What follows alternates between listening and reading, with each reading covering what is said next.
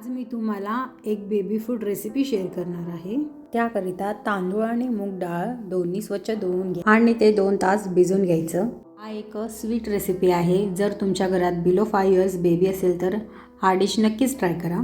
इथे मी 2 ग्लास तांदूळ आणि 1 ग्लास मूग डाळ घेतली। त्यासाठी पाण्याची माप 2 ग्लास तांदळासाठी 3 ग्लास पाणी घेत आहे आणि 2 ग्लास दूध घेत आहे। मग नंतर तूप घालत आहे। आता कुकरमध्ये 2 शिट्टी येईपर्यंत भाताला शिजून घ्यायचं आहे आणि यामध्ये 3 ग्लास गुळाचा पाणी मिक्स केले।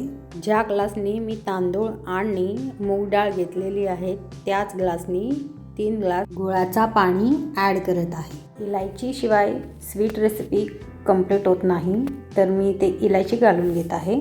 नंतर काजू, किशमिश, बदाम मी तुपामध्ये त्याला हलकंसं भाजून घेत आहे। तुम्ही हवा ते ड्रायफ्रूट इथे ॲड करू शकता।